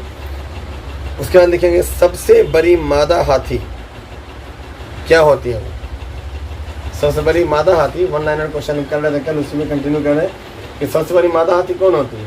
मादा हाथी, हाथी का जब पढ़ा होगा, हाथी का जब पढ़ेंगे तो देखेंगे उसमें हाथी क्या होती है, कि हाथी का रहन सहन कैसा है, वो कितना खाना खाती है, वो कैसे रहती है, सारे सवाल मिला करके हाथी का सवाल तैयार होगा। इस पर स्पेशल हाथी पर हम जब काम पूरा पढ़ेंगे तो जानेंगे। लेकिन हाथी क्या होती है, 10, 12, 15 झुंडों में रहना पसंद करती है, और उसमें हथनी होती है, सिर्फ हाथी नहीं होता, मर्द जाति नहीं होता है उसके अंदर, हाथी की फीमेल होती है, और छोटे बच्चे होते हैं। मतलब मेल जो हाथी होता है वो बाहर हो जाता है, ग्रुप में नहीं रहता, वो मेल हाथी कभी ग्रुप के अंदर नहीं पाया जाता है। हथनियाँ होती हैं, मतलब हाथियों की जो फीमेल्स हैं वो रहती हैं, और जो उनके बच्चे होते हैं वो होते हैं, उनका ग्रुप होता है। 10, 12, 15 हाथियों का झुंड होता है। उसमें जो सबसे बड़ी, सबसे पुरानी फीमेल होती है वो उसकी मुखिया बन जाती है, मतलब गाइडलाइन वही करती है, वो जैसा इंस्ट्रक्ट करेगी, बाकी हथनियाँ जो भी है या बच्चे जो भी हैं वो उन्हीं को फॉलो करते हैं। तो अगर इस तरह का सवाल आए, इसका जवाब होगा कि वो झुंड की मुखिया होती है। क्या होती है वो? झुंड की मुखिया होती है। हाँ, झुंड की मुखिया होती है। हाथियों के झुंड में कौन सा हाथी नहीं होता है, मतलब हाथी का झुंड जो होता है उसमें कौन सा हाथी नहीं रहेगा, नर हाथी नहीं रहेगा। अभी बोले हथनियाँ रहेंगी तो नर हाथी कहाँ रहेगा, हथनियाँ तो फीमेल हो गई, तो मेल हो गया उसका, तो वो नहीं रहेगा उसमें, ठीक है। छोटे बच्चे भी जो होते हैं हाथियों के, वो कब तक रहते हैं, 12, 13, 14, 15 साल तक रहते हैं। उसके बाद उनका फुल साइज़, फुल हाइट उनकी बड़ी हो जाती है, मतलब उनको बड़ा मान लेते हैं, मेंटली भी हो। उसके बाद वो उनको अलग कर दिया जाता है, उसमें भी फीमेल ना जाएगी, मेल हट जाएगा। जो बच्चा है, जब बच्चा था तो साथ में था, अब वो 14-15 साल का होने का क्या हो, 12, 14, 15 साल का हो गया, तो क्या होगा, वो डिपेंड करेगा। आपके ऑप्शन में दे देगा 12 साल से ऊपर तो वो दे दीजिए, 14 साल सीधे दे दिया तो वो दे दीजिए, 15 साल तभी वो, ये एकदम बंधा होने के 12 ही होगा, 13 ही होगा, 14, 12, 13, 14, 15 साल होता है। ये देखेगा कि ऑप्शन जो दिया वो क्या दिया है, 12 से 15 साल दे देगा, सीधे 14 साल दे रहे, सीधे 15 साल दे रहे, 14-15 साल दे रहे, है ना। एक बोल चाल वाली भाषा है। जैसे कहा ना 1 क्विंटल खाता है, अब 1 क्विंटल 2 kg हो जाए तभी तो 1 ही क्विंटल बोलेंगे, अप्रॉक्स वही बड़ा वैल्यू है। तो वो होता है। इसलिए क्या होता है, जब हाथी 14-15 साल का हो जाता है तो वयस्क हो जाता है, बड़ा हाथी हो जाता है, उसका साइज़ इतना बड़ा हो जाता है कि अपने आप को बड़ा मान ले। उसके बाद अगर उसमें मेल है तो उसको अलग कर दिया जाता है, वो अलग रहेगा। और वो फीमेल अगर है तो फिर ग्रुप में साथ रहेगा, ठीक है ना, साथ में रहेगी वो भी 12-14 हाथियों का ग्रुप बनेगा, उसी के साथ वो रहेगी। उसमें नए छोटे बच्चे जो होंगे वो होंगे हाथियों के वो होंगे, ठीक है। इसलिए पूछा जाए कि अगर हाथियों के झुंड में कौन सा हाथी नहीं रहता है, अगर सवाल हो तो लेकिन नर हाथी नहीं रहता है। नर हाथी मतलब बड़ा वयस्क नर हाथी। छोटा बच्चा वाले हाथी की बात हम यहाँ नहीं कर रहे, वो बड़ा हो गया, वयस्क होगा, 14-15 साल जी चुका होगा, उतना बड़ा हो चुका है, तो वो हाथी झुंड में नहीं रहेगा, वो एलोन रहेगा, अकेला रहेगा, अपना मस्ती में रहेगा अपने हिसाब से, ठीक है। एक वयस्क हाथी एक दिन में 100 किलो तक क्या करता है, खाना खा लेता है। जो बोल रही है 100 kg तक खाना खा लेता है। इसमें ये बंधा हुआ नहीं कि 100 kg से थोड़ा ज़्यादा नहीं खाए, थोड़ा कम नहीं खाए, ये वेरी करेगा, वो वेरी करेगा ग्रोथ के हिसाब से। सभी में, इंसानों में ग्रोथ होता है, वहाँ भी ग्रोथ होगा, है ना, वहाँ भी मोटा पतला हर तरह का हाथी होगा। तो किसी का खुराक ज़्यादा, किसी का कम होगा, लेकिन नॉर्मली क्या होगा, 1 क्विंटल माना जाता है। थोड़ा मोटा ज़्यादा, थोड़ा मोटा कम ईजी है, वो हो सकता है, बहुत बड़ा इशू नहीं है। 1 क्विंटल तक 100 किलो तक क्या होता है, वो पत्ते पर डे खा जाते हैं एक हाथी। वयस्क हाथी की बात हम कर रहे हैं, जो बड़ा हाथी है वो 100 किलो तक खा सकता है, ठीक है। अब अगर कहेंगे कि हाथी की त्वचा जो होती है हमारे यहाँ किस जीव से मिलती जुलती है, बताइए हाथी कैसे होती है। फिल्मों में भले देखा होगा ऐरावत हाथी होती है, ऐरावत हाथी होती है, सही में होती है, वाइट कलर का चमड़ी उसका होता है। हाथी कहने पड़ेंगे तो हमारे यहाँ बहुत तरह की प्रजातियाँ हाथियों की पाई जाती हैं। और अगर हम समाना हाथी की बात करें तो ये इसका टाइप है, और समाना हाथी वो अब बहुत कम हो गया है पहले की तुलना में। अफ्रीकन हाथी बहुत ज़्यादा हमारे यहाँ वहाँ से लाई गई है, बसाया गया उनकी प्रजातियों को। तो हाथियों पे बहुत बड़ा सवाल अलग से बन सकता है। हाथी पे सीरीज देख सकते हैं कि इंडिया के अंदर जो हाथियाँ पाए जाते हैं वो कैसे है, साउथ अफ्रीका के अंदर जो हाथियाँ वो कैसी हैं, उनकी बनावट, उनका कद्दू करामत कैसा है, यहाँ से अलग है, तो वो अलग होगा। लेकिन उतना ज़्यादा डिटेल हाथी से सवाल नहीं पूछता है। लेकिन मोटा मोटी हाथी के बारे में जब हम जानेंगे तो ये ज़रूर जानेंगे कि लगभग 100 kg तक वो खाना पर डे खा जाती है, वयस्क हाथी, ठीक है। हमने पूछा कि हमारे यहाँ का जो जीव है, कौन ऐसा जीव है जिससे हाथी को मिला सकता है, बताइए। हाथी नॉर्मली काली होती है, ब्लैक रंग की होती है, सारी हाथी ब्लैक होती है। हमारे यहाँ कौन सा जीव ऐसा ब्लैक होता है, भैंस होता है, सारी भैंस काली होती है। कहने के लिए कोई बच्चा बोल सकता है, जवाब दे सकता है कि कुछ गाय भी काली होती है, ऑब्वियसली होती है, कुछ गाय भूरी भी होती है, कुछ गाय लाल भी होती है, कुछ गाय उजली भी होती है, यहाँ पे सब होते हैं। लेकिन क्या कोई भैंस भी लाल होती है, कोई भैंस भी सफ़ेद होती है, नहीं होती है। तो भैंस तो सारी काली होती है। तो हम मिलाएंगे अगर अपने यहाँ के कोई ऐसा जीव जो हाथियों के समान हो तो वो भैंस मिलेगा। तो हमारे यहाँ के भैंस के बारे में स्टडी करेंगे तो कुछ ना कुछ हमको जानकारी हाथी के बारे में मिल जाएगा। हमारे यहाँ का भैंस कहाँ पे रहता है, गांव के अंदर दिखेगा। जितने भी भैंस हैं सब भैंस में देखिएगा, कॉमन सी बात है, डेली नहाएगा वो, पानी में लगभग दिन भर रहता है वो, ताकि उसकी त्वचा को क्या हो, ठंडक मिले। बहुत गर्म होता है, ब्लैक कलर के बारे में पड़ा होगा। उसके अंदर जो रेज ऑफ लाइट्स आती है, सन की जो रेज आती है, बाहर कोई लाइट जाएगी नहीं, इसलिए ब्लैक दिखता है। ब्लैक कलर होने का कारण ही ये है। इसलिए ब्लैक कपड़ा को गर्मी के दिन में नहीं पहनना चाहिए और ना कोई गाढ़ा कपड़ा पहनना चाहिए। अगर कोई लंबी दूरी से आता है, दूर से आता, जैसे गुंजा तुम दूर से आती हो, तो ऐसे में चाहिए कि ऐसे कपड़े का इस्तेमाल करना जो हल्के हों, हल्के कलर वाले हों। सबसे बेस्ट है, अगर वाइट है तो बेस्ट है, सुपर है। फिर उससे धीरे धीरे जो हल्का जाओ तो मतलब हल्का कलर वाला जो कपड़ा वो पहन सकते हैं। लेकिन क्या है, डार्क कपड़े नहीं। और डार्क में भी डार्क, सबसे डार्क क्या, ब्लैक है। ब्लैक के अंदर क्या होता है, क्वालिटी है कि कोई रेस को वापस जाने ही नहीं देगा वो। अब आ जाओ भैंस के ऊपर जो बात कर रहे थे। भैंस क्या होगा, उसके अंदर पूरा ब्लैक कलर है, ब्लैक चमड़ी है, मोटी चमड़ी है। तो क्या होगा, गर्मी बहुत ज़्यादा होती है। उस गर्मी को दूर करने के लिए वो दलदली कीचड़ में रहता है। अगर पानी है ठीक है, डुबकी लगा लेगा, जाएगा, उसमें दिन भर रहेगा। नहीं है तो कीचड़ चला जाएगा। यही काम हाथी करता है अपने त्वचा को आराम पहुंचाने के लिए। उसको दलदली भूमि पसंद है, वो दलदल में दिन भर, अगर कभी मौका मिले जू में जाने का, देखो वहाँ भी तुमको हाथी मिलेगी तो गंदी मंदी मिलेगी। गंदी क्यों मिलेगी, हालांकि उसकी सफाई होती है, लेकिन कीचड़ में बार बार घुस जाएगा, उसको आराम मिलता है। तो जब हम देखेंगे तो दलदल का कीचड़ उसकी बॉडी पर लगा हुआ होगा, उसको आराम मिलता है, उसके त्वचा को अच्छा रखता है, ठंडा रखता है ना, गर्मी से दूर उसको रिलैक्स मिलता है, आनंद मिलता है। इसके लिए इसीलिए क्या होता है कि हाथी क्या होता है, हाथी को कीचड़ से आनंद मिलता है, रिलैक्स मिलता है त्वचा को, इसलिए हाथी क्या होता है, दलदली जीव कहलाता है। हाथी भी क्या होता है, दलदली जीव कहलाता है। जिस तरह हमारे यहाँ का भैंसा दलदली जीव कहलाता है, दलदल में रहने वाला जीव कहलाता है, ठीक इसी प्रकार से क्या होता है, वो भी दलदली जीव। अगर आप थोड़ा गौर कीजिएगा तो आपको मिलेगा ऐसा जो भी जीव जिसकी मोटी चमड़ी है, भैंस की चमड़ी मोटी होती है, ठीक है, ब्लैक होती है, दोनों चीज़ है। लेकिन हमारे और भी कोई जीव है जो वो, उसका नाम यहाँ पे नहीं लेना चाहिए, लेकिन क्या करें, लेकिन जैसे पिग है, कितना गंदा है वो, दिन भर कीचड़ में क्यों रहता है, उसको भी और रिलैक्स होता है, जब मौका मिलता है कीचड़ में घुस जाएगा, ब्लैक खास तौर पे। लेकिन आप देखेंगे अमेरिका वगैरह में जो पाया जाता है पिग, वो कीचड़ में नहीं रहता है, वहाँ की उसकी चमड़ी भी अलग होती है, स्किन भी अलग है ना, एकदम गुलाबी कलर की चमड़ी होती है उन पिग की, जो अमेरिकन है वो लोग पालते हैं, घर में रखते हैं, कोई दिक्कत नहीं है उसको। और यहाँ हमारे जो पिग पाया जाता है वो काली काली चमड़ी वाला होता है और दलदल में घुसा रहता है, देखा है ना, क्यों, उसी वजह से काली चमड़ी है, मोटी चमड़ी है, उसको कीचड़ में आनंद मिलेगा, रिलैक्स होगा। हाँ, सुअर की बात कर रहे हैं। अगर सवाल पूछेगा कि हाथियों के झुंड में कितने हाथी होते हैं, तो फिक्स नहीं है, 10-12 हाथी होता है। 10-12 में आपको क्या लिख देगा सवाल में, 13 हाथी होते हैं। 10-12 होता है, नहीं तुम बोल रहे हैं कि अगर आपको ऑप्शन में 13-14 तो क्या कीजिएगा, फिक्स नहीं है कितना ही रहेगा, है ना। आम तौर पे 10-12 हाथी पाए जाते हैं, 10-12-13 सब आसपास का है, वो ऑप्शन देखिएगा उसके हिसाब से चले जाएंगे। आपके दे दे 20, कहीं दे देगा 15, तो 20 तो नहीं होगा, 15 ही होगा, 15 टिक कर देंगे। कहीं दिया 12 टिक करेंगे। 13 दे दिया तो 13 पर टिक कर लेंगे। वो डिपेंड करें, वो बहुत फिक्स वैल्यू नहीं है कि एकदम यही रहेगा, उससे हट के नहीं है। अब बात करते हैं खेजड़ी गांव के बारे में, नाम सुना होगा। खेजड़ी गांव राजस्थान के जोधपुर में पाया जाता है। इससे सवाल आता है कहीं इतना सारा गांव है, खेजड़ी गांव क्यों? खेजड़ी गांव इसलिए कि खेजड़ी गांव से सवाल पूछा गया है, पिछले एग्जाम्स के अंदर सीटेट के अंदर सवाल आ चुका है, इसी वजह से खेजड़ी गांव को पढ़ रहे हैं। खेजड़ी गांव कहाँ पाया जाता है? ये राजस्थान में, लिख लीजिएगा खेजड़ी गाँव, हाँ राजस्थान में पाया जाता है, ठीक है। और राजस्थान के जो खेजड़ी गाँव की बात कर रहे हैं, वहाँ कहाँ? राजस्थान के जोधपुर में, राजस्थान के जोधपुर में। तो आप लिख लीजिए राजस्थान जोधपुर, दोनों लिख लीजिए साथ में। अगर आपको राजस्थान हटा दे, सीधे देगा जोधपुर में पाया जाने वाला एक गांव है, ऑप्शन रहेगा तो खिजड़ी में चले जाएंगे, खिजड़ी, ठीक है ना। ये जोधपुर में पाया जाता है, ठीक है। लगभग 300 साल पहले इस गांव के लोगों को बचाया गया था। 300 साल पहले वहाँ पे खिजड़ी में क्या हुआ था, खिजड़ी के बारे में लंबा चौड़ा है, इसके बारे में पढ़ेंगे हम। तो क्या हुआ, खेजड़ी गांव के जो लोग थे, लिखिएगा खेजड़ी गांव के लोग क्या कहलाते हैं? वैष्णवी कहलाते हैं। क्या कहलाते हैं?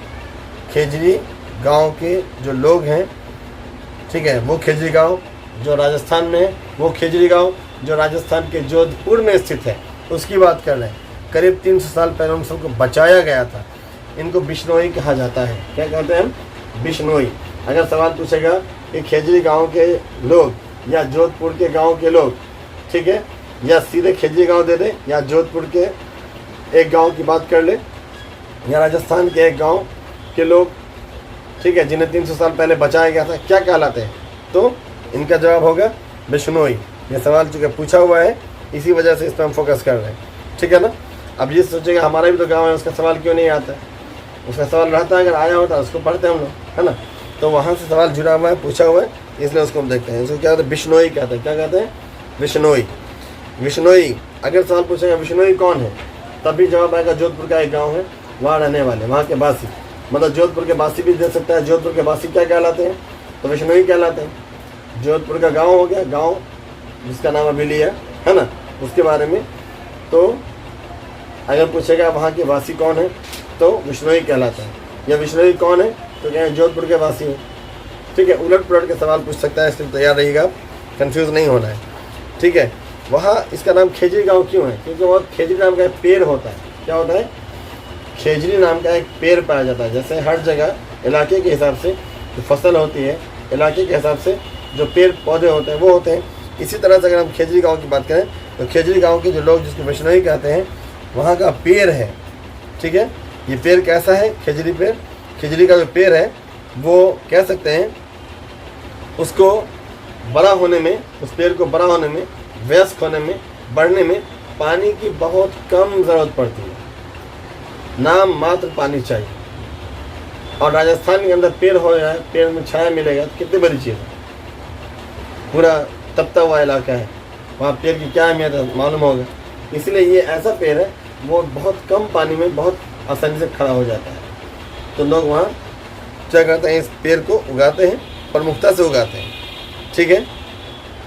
और ये क्या होता है, इसमें इस पेड़ में कीड़ा वीड़ा नहीं लगता है। खजूरी जो पेड़ होता है इसमें कीड़ा वीड़ा नहीं लगता है। जैसे मतलब बहुत सारा पेड़ है उसमें कीड़ा आ जाता है, इस पेड़ में कीड़ा वगैरह नहीं आता है, ठीक है। और ये क्या देता है, फल देता है एक तरह का, क्या देता है, फल देता है, जिसको लोग खाते हैं वो लोग। कीड़ा भी नहीं होता है, बिना पानी के आसानी से हो भी जाता है, हल्का फुल्का नाम मात्र पानी चाहिए, ठीक है। अब आते हैं बिहार के मुजफ्फरपुर, ठीक है, जिसमें बोच्चा गांव है, नाम सुना होगा। बोच्चा गांव से ही बिहार के मुजफ्फरपुर से सवाल आया हुआ है। अपने यहाँ भी आ गया, राजस्थानी में क्यों आएंगे, अपने यहाँ के गाँव की बात कीजिए, बोच्चा गाँव की बात कीजिए। तो बोच्चा गाँव जो है वो कहाँ पर है, तो बिहार में। बिहार में कहाँ, तो मुजफ्फरपुर में, ठीक है ना।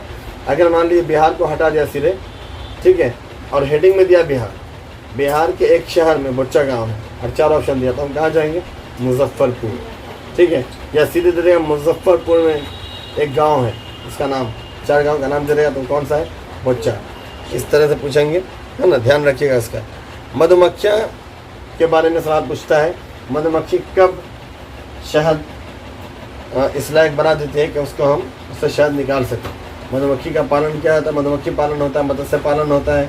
ये लघु एवं कुटीर उद्योग के अंतर्गत आता है, उद्योग जो हम लोग करते हैं। तो अगर मधुमक्खी से जुड़ा सवाल पूछा जाएगा तो हम कहेंगे मधुमक्खियाँ अक्टूबर में, लिखिएगा, मधुमक्खियाँ अक्टूबर में, कब, अक्टूबर में और दिसंबर तक, अक्टूबर में और दिसंबर तक, मतलब अक्टूबर से दिसंबर तक, अक्टूबर नवंबर दिसंबर, 3 महीना हुआ, क्वार्टर ऑफ द ईयर, एक साल का 3 महीना एक क्वार्टर होगा। तो अक्टूबर से लेकर दिसंबर तक क्या करती है, अंडा देती है। अगर सवाल पूछेगा मधुमक्खियाँ अंडे कब देती हैं, अक्टूबर में दे देगा ऑप्शन, नवंबर दे देगा ऑप्शन, दिसंबर दे देगा ऑप्शन और सभी दे देगा, तो क्या होगा, सभी में चले जाएंगे। क्योंकि अक्टूबर नवंबर दिसंबर, अक्टूबर से दिसंबर तक का टाइमिंग उनके अंडे देने का समय है। इसी टाइम में जो लोग मधुमक्खी पालन करते हैं, इस अक्टूबर के पहले पहले वो उसके लिए जो चीज़ें ज़रूरी है कि उस आसपास के इलाके में ऐसा फूल जिससे वो रस चूसेगी वो डेवलप करना होगा, जहाँ पे उसके रहने का इंतजाम किया जाए मधुमक्खी पालन में, वो सब करके पहले रखता है ताकि अक्टूबर में वो ये काम शुरू करें। अक्टूबर में हम ये काम शुरू करेंगे कि अब ये तैयारी करो वो तैयारी करो, तो फिर वो अंडा ही नहीं दे पाएगी, तो शायद होने से रहेगा, नहीं हो पाएगा। तो मधुमक्खी पालन करने का उद्देश्य होता है कि मधुमक्खी आराम से अपनी सारी चीज़ें जो कर रही है वो ऑन टाइम करे। इसके लिए वो अक्टूबर से लेकर के दिसंबर तक का टाइमिंग होता है जिससे मधुमक्खी अंडे देती है। क्लियर है।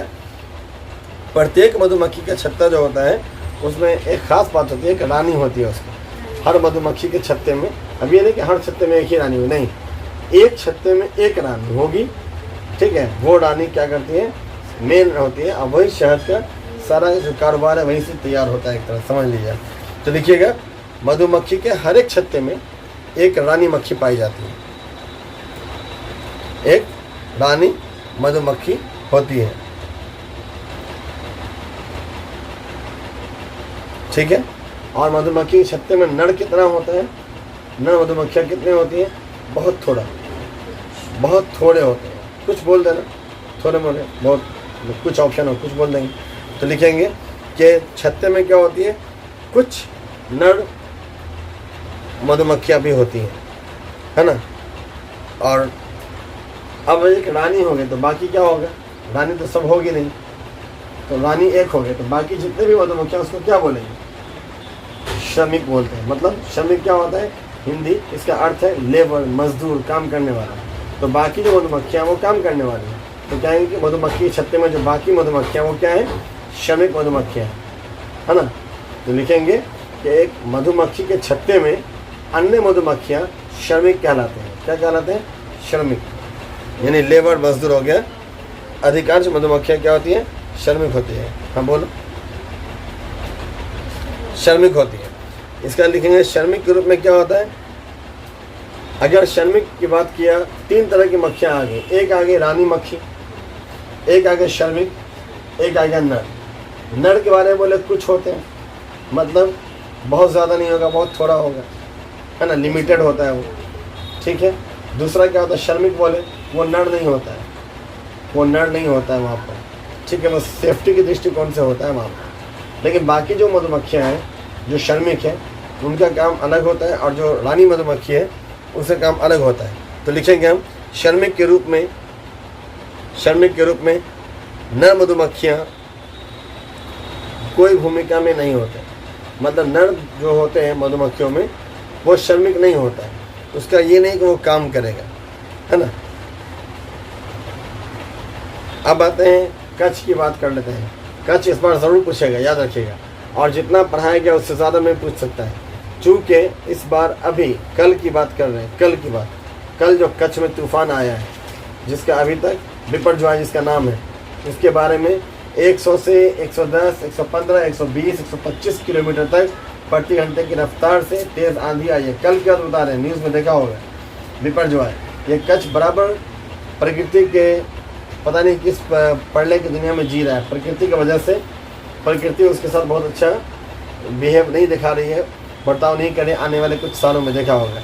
कच्छ वही मूवी जो आमिर खान की मूवी थी 3 इडियट, उसमें कच्छ के एक स्कूल का दिखाया गया था, जहाँ बच्चे लोग जब दिखाता है लास्ट के सीन में आमिर खान स्कूल खोलता है और वहाँ बच्चों को सिखाता है ना। तो वो जो एरिया दिखाया गया वो कच्छ का इलाका है। बाद में मालूम होगा बहुत भयानक ये आया था, भूकंप भी आया था, बुरी तरह से तबाह हो गया था। तो आमिर खान ने फंडेड भी किया था उसको सिंपैथी था कि हमने वहाँ पे फिल्म बनाया, बहुत हिट किया इसलिए भी। और अभी फिर उसी कच्छ के बारे में कल देखिए, इतना तेज़ आंधी तूफान जो भी आया जिसका नाम है बिपरजॉय। और इस कच्छ से पहले सवाल पूछा हुआ है, भूकंप का भी जब भी सवाल पूछता है तो वहाँ भी भूकंप भी EVS में आएगा, उसमें भी उसका उदाहरण दिया जाता है कच्छ का, वहाँ से सवाल रहता है। प्लस अभी जो लिखा है वो भी कच्छ का है, और अभी रिसेंट में जो कल हुआ है घटना वो सब भी अभी चला गया होगा तूफान वहाँ आ करके, लेकिन बहुत तेज़ तूफान था। तो कच्छ को बहुत गौर से देखिएगा। कच्छ कहाँ है, गुजरात में है, मोदी जी का गुजरात, वही गुजरात, वहाँ कच्छ है, एक जगह है। तो पहला लिखते हैं कि कच्छ गुजरात, कच्छ डैश गुजरात कर दिए, कच्छ गुजरात में ट्रेन यात्रा कहाँ से चालू होती है। कच्छ की बात कर रहे हैं, गुजरात की बात कर रहे हैं, वहाँ ट्रेन यात्रा कहाँ से शुरू होती है, तो उसे बोलेंगे हम गांधीधाम से। कहाँ से, गांधीधाम से। ये प्रश्न पूछा हुआ है, लेकिन अभी के लिए आप जोड़ लीजिएगा, एक जो तूफान आया है, ठीक है, बिपरजॉय, ये तूफान अभी कच्छ में ही आया है। इसकी रफ्तार किसी टाइम 100 से 110 किलोमीटर प्रति घंटा थी, फिर किसी अगले पल 115 किलोमीटर प्रति घंटा तक तेज़ हवा चली, फिर लास्ट में 115 से लेके 125 किलोमीटर प्रति घंटा तक इस हवा की रफ्तार रही। कच्छ के बारे में बात कर रहे हैं, कल की डेट में बात कर रहे हैं, मतलब कल डेट, आज कितनी तारीख है, आज तारीख कितनी है बताइए, 16 है, 15 जून की बात कर रहे हैं। बीते 15 जून 2023 को कच्छ में जो तूफान टकराया है, बिपरजॉय उसका नाम है, ये भी जानिएगा, इसको देख लीजिएगा। आप ऐसे तो बोल दिए, प्लस आप नोट कर लीजिए, न्यूज़ पेपर में हर जगह छाया हुआ है। तो बिपरजॉय तूफान जो है वो अलग अलग टाइमिंग में और अलग इलाकों में, कहेगा इतना वैरी क्यों कर रहा है, कोई शहरी इलाका है तो वहाँ पे क्या है अलग तरह का, कहीं समुद्री इलाका है वहाँ पे उसकी स्पीड क्या है अलग है, तो उसके हिसाब से अलग अलग है। लेकिन 100 से 110 किलोमीटर, 115 किलोमीटर, 115 से 125 किलोमीटर के बीच तेज़ हवा चली है, जिससे काफ़ी नुकसान हुआ होगा, ठीक है। तो वो सब बिपरजॉय जो तूफान आया कहाँ आया, कच्छ में ही आया, ये सवाल पूछ सकता है। प्लस भूकंप भी आया था, कल ही भूकंप भी आया था वहाँ, ठीक है, ये भूकंप भी कुछ साल पहले भी आया था वहाँ, अभी बताएं, ठीक है, जिससे बहुत नुकसान भी हुआ था वहाँ। और ये जो सवाल पूछे हैं ये कच्छ में जो ट्रेन शुरू होती है कहाँ से, गांधीधाम से, तो भी याद रखिएगा। उसके बाद चलते हैं गुजरात के खाना को लेके चलते हैं। गुजरात का जो खाना है उसमें खास तौर पे 1 लाइनर क्वेश्चन कर रहे हैं। इसके बाद आज जैसे कर लेंगे, कल से क्या होगा, टॉपिक वाइज चलेंगे एक और उसके हिसाब से चलेंगे, जैसे खाना पाना हो गया, या फैमिली फ्रेंड्स हो गया, या फिर पानी हो गई, या फिर यात्रा हो गई, तो उसके बारे में पढ़ेंगे वो क्या है ना। बहुत कुछ है अभी EVS के अंदर, जिसमें हमको इन्वायरमेंट की जो डिफरेंट पट्टियाँ हैं, है ना, मतलब अलग अलग जो वायुमंडलीय पट्टियाँ हैं उनके बारे में पढ़ेंगे। वायुमंडल की परत कहाँ से कहाँ तक कितनी है, किस चीज़ का क्या क्या काम है, कौन हमको किस चीज़ से बचाता है ना। तो सारा चीज़ पढ़ेंगे आगे जाके। चंद्र ग्रहण, सूरज ग्रहण सब आएगा उसके अंदर, क्यों होता है, कैसे होता है, सब चीज़ें टोटल उसमें जाना जाएगा, लेकिन टॉपिक वाइज जानेंगे। अभी हम कल 1 लाइनर क्वेश्चन चूँकि शुरू कर दिए थे लास्ट में, तो उसको कंटिन्यू थोड़ा सा कर देते हैं, कल से टॉपिक वाइज चलेंगे इसमें, ठीक है ना। चलिए आगे लिखिएगा। गुजरात का खाना ढोकला, चटनी, नींबू चावल। ढोकला चटनी एक साथ लिखेंगे, ढोकला डैश चटनी, ढोकला डैश चटनी एक साथ कीजिएगा, ठीक है ना। गुजरात का खाना क्या है, ढोकला चटनी हो गया, ऐसे लिखिएगा। ढोकला लिखा, डैश कर दिया, चटनी। ढोकला चटनी के साथ खाया जाने वाला ये होता है। बहुत ऐसी डिश है जो चटनी में खाते हैं। हम लोग का क्या चलता है, समोसा खाता है लोग और खट्टी चटनी खाता है, या समोसा खाता है और लाल चटनी मीठी वाली वो चटनी खाता है। लोगों का अपना टेस्ट है, फ्लेवर है, उसके हिसाब से। तो इसी तरीके से वहाँ क्या होता है, गुजरात के अंदर ढोकला चटनी लोग खाते हैं। इसी तरह से क्या होता है, नींबू चावल खाते हैं, नींबू चावल। ये भी कहाँ, गुजरात के अंदर की बात करें, नींबू चावल खाते हैं, ठीक है। इसके बाद मिठाई खाते हैं, ठीक है ना, ठीक है। ये मतलब मोटा मोटा सवाल गुजरात से था। बहुत कुछ है गुजरात के बारे में देखेंगे हम, ठीक है। मिठाई भी है, मिठाई भी गुजरात की मशहूर है, ठीक है। इसके बाद गोवा का एक गांव है, क्या नाम है, गोवा का एक गांव। गोवा का नाम सुना है, गोवा जगह है, गोवा का एक गांव है, लिखिए गोवा का एक गांव है। कौन सा गांव है, उसका नाम है मडगांव, मडगांव।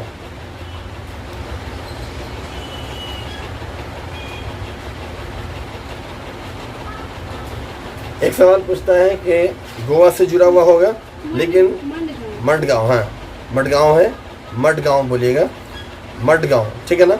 और गोवा से लेकर केरल तक जो है, गोवा टू केरल। हालांकि इस तरह की मूवी भी एक आई थी, ठीक है, मुंबई टू गोवा, है ना, नाम सुना होगा।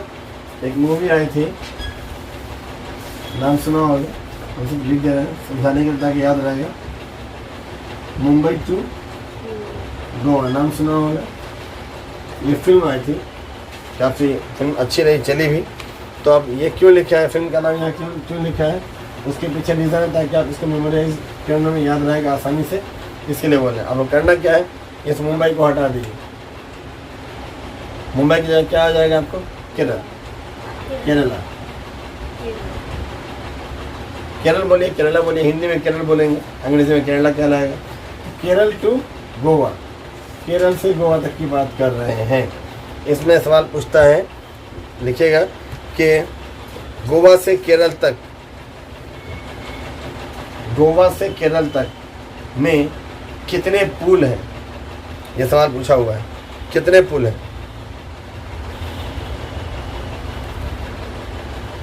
ठीक है, ये एक प्रश्न हो जाएगा, जवाब क्या होगा, 2000। कितना है, 2000 ब्रिज, जी 2000 ब्रिज है। कहाँ से कहाँ तक, गोवा से लेकर के केरल तक। उल्टा बोलते कि केरल से लेकर गोवा तक या गोवा से लेकर केरल तक, एक ही बात है, ठीक है। अगर ए से बी तक जाने में जो टाइम लगेगा, बी से ए तक आने में भी टाइम लगेगा ना, सेम बात है, ठीक है ना। तो कितना पुल है, 2000 पुल है। और पूछेगा, एक सवाल पूछता है कि केरल से गोवा की मुझे सुरंग कितनी है, सुरंग, सुरंगे, सुरंग, ये सुरंग क्या, प्रसल सुरंग नहीं।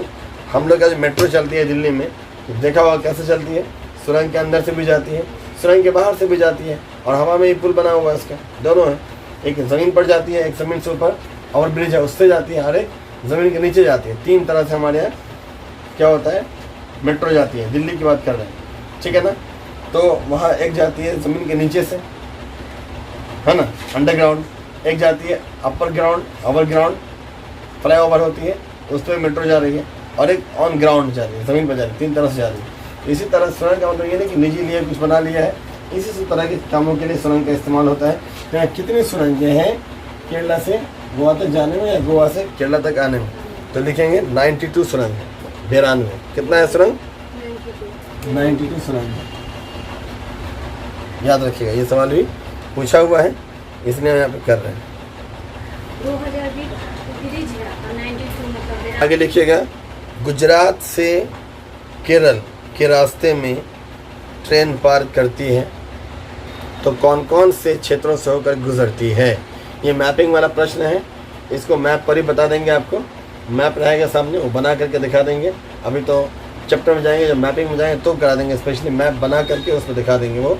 लेकिन फ़िलहाल मैं आपको बता देते हैं कि जब गुजरात से केरल, ये गोवा से केरल की बात कर रहे थे, लेकिन हम बात किसकी कर रहे हैं, नॉर्थ गोवा। गोवा को हटा दिए, कहाँ, मुंबई भी हटा दिए, ठीक है, वो समझाने के लिए बोले थे और कुछ रीज़न नहीं था। तो हम ये बात क्या कर रहे हैं, गुजरात से बात कर रहे हैं। कहाँ से, गुजरात टू केरल, ठीक है। गुजरात से अगर केरल आते हैं हम तो सवाल है कि रास्ते में कौन कौन सी जगह आती है, ट्रेन किस किस रास्ते से गुजरेगी। ट्रेन की बात हो रही है, अब हवाई जहाज़ यहाँ पर ले आएंगे तो सवाल एकदम बदल जाएगा, उसका रूट अलग होगा। ये सवाल ओनली फॉर ट्रेन है, किसके लिए है, ट्रेन के लिए, ट्रेन के लिए। इसलिए यहाँ पे पटरी बना दे रहे हैं, समझ में आ जाएगा, ठीक है ना। ये ट्रेन की पटरी है, ट्रैक है, ट्रैक। जब ट्रेन यहाँ से गुजरती है, कहाँ से, गुजरात से और केरल तक आती है, तो इसके बीच में कहाँ कहाँ से गुजरना पड़ता है, कौन कौन सी जगह इसमें आती है, लिख लीजिएगा। नंबर 1 महाराष्ट्र आती है, नंबर 2 गोवा आता है, नंबर 3 कर्नाटक आता है। महाराष्ट्र आया, गोवा आ गया, पहला महाराष्ट्र, दूसरा गोवा, तीसरा कर्नाटक।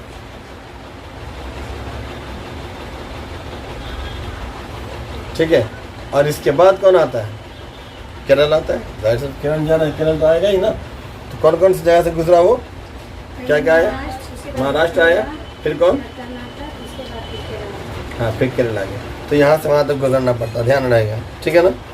इसके बाद लिखिएगा, कोझिकोड का नाम सुना होगा, कोझिकोड। हाँ ये सवाल ही पूछा हुआ है। तो लिखें कोझिकोड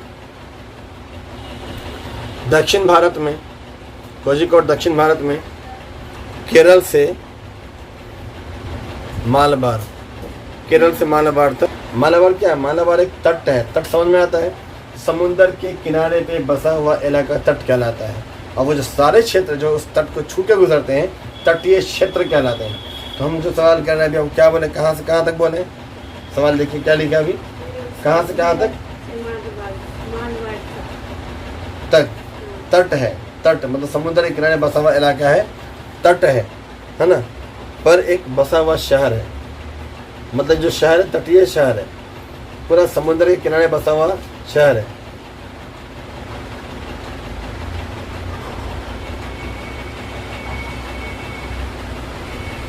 और इसी शहर को हम क्या कहते हैं, इसी शहर को कालीकट नाम से भी जानते हैं। क्या कहते हैं, कालीकट। तो अगर आपसे पूछे कि केरल राज्य से होते हुए मालाबार तट तक कहाँ चले गए हम, कहाँ से कहाँ तक चले गए, बोलो।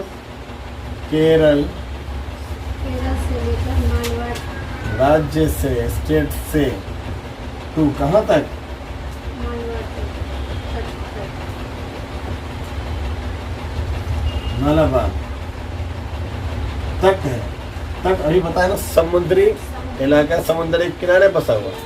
ये यहाँ से यहाँ तक में एक शहर बसा हुआ है। क्या बसा हुआ है, अगर आपसे सवाल घुमा के पूछ दे कि केरल से लेकर मालाबार तट तक क्या स्थित है, स्थित क्या है, समुद्र तो अलग है, उसके किनारे है ना, ये शहर स्थित है। क्या है, शहर स्थित है। इतना घुमा के नहीं पूछा, लेकिन पूछ सकता है, कोई ठिकाना है तो समझिएगा। इसको क्या कहेंगे, शहर स्थित है। इसका नाम क्या है, इस शहर का नाम क्या है, कालीकट। इसी शहर को कालीकट कहा जाता है, इसलिए कालीकट से लिख भी दिया, याद रहेगा, कालीकट याद रहेगा। कैसे, तट है, तट में कट है, मिला हुआ ना। कहाँ से कहाँ तक, केरल राज्य से मालाबार तट है, और उस तट पे बना हुआ क्या है, कालीकट, यानी तट पे बसा हुआ शहर है कालीकट। ठीक है, तो अगर आपसे सवाल उल्टा कर पूछ दे कि कालीकट कहाँ पर स्थित है, बताओ क्या होगा जवाब। कालीकट जो शहर है वो कहाँ पे स्थित है,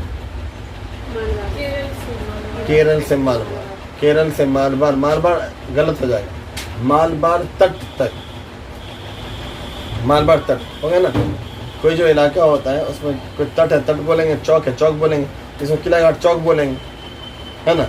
और कोई गांव में पंचायत होगी उसको चौक नहीं बोलेंगे, चौराहा बोला जाता है, नुक्कड़ होगा। कोई जगह का लैंडमार्क होता है, कोई कहता है यहाँ पे से कहाँ आ जाए, फ़ोन भी करता हो, कई बार फ्लिपकार्ट वाला कहता होगा मैं यहाँ पे आ गया, यहाँ से कहाँ, तो मस्जिद देख रहे हैं वहाँ आ जाइए, कब्रिस्तान देख रहे हैं वहाँ आ जाइए, मंदिर देख रहे हैं वहाँ आ जाइए।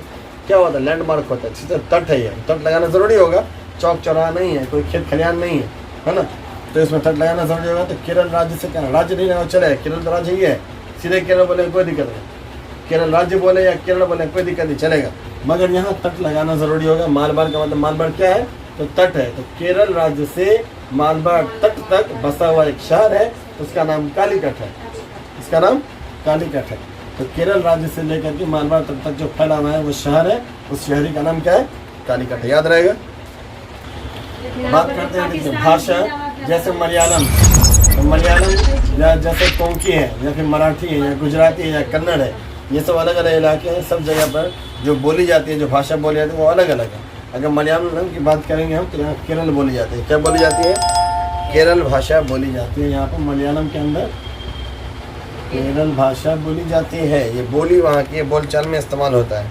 लेकिन अगर हम कोंकणी की बात करेंगे अगर हम, तो वहाँ क्या होता है, वहाँ पर कर्नाटक, यहाँ और भी है कर्नाटक, एक हो गया कर्नाटक, ठीक है। उसके बाद महाराष्ट्र,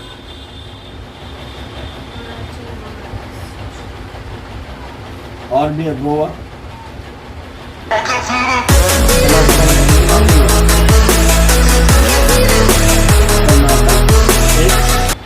महाराष्ट्र 2, गोवा 3, गोवा 3, और केरल के कुछ इलाके, और केरल में पूरी तरह से नहीं, केरल के कुछ इलाके, यहाँ भी क्या होती है, कोंकणी बोली बोली जाती है, ठीक है ना। तो अब बताओ यहाँ, ये तो सिर्फ केरल में बोली जाने वाली भाषा है। अगर पूछेगा मलयालम कहाँ बोली जाती है तो ओनली केरल, कोई डाउट नहीं होगा। लेकिन अगर मलयालम नहीं बोला, कोंकणी बोला, तो ये केरल के कुछ इलाके में भी बोली जाती है, नहीं है, केरल के कुछ इलाके में भी, केरल के कुछ इलाके में बोलते हैं। तो अगर ऐसा दे दे सवाल कि कोई ऐसी भाषा बताओ जो मलयालम में भी बोली जाती हो, और क्या, जैसे कोंकणी की बात करते हैं मलयालम में भी चलेगी, मलयालम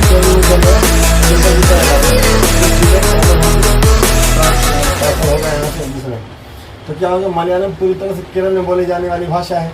और इन्हीं लोगों में से कुछ ऐसे भी लोग, जैसे कोंकणी की बात करें तो क्या केरल के कुछ इलाके में बोली जाती है कोंकणी, और कर्नाटक में बोली जाती है पूरी तरह, महाराष्ट्र में बोली जाती है पूरी तरह, गोवा में बोली जाती है पूरी तरह से।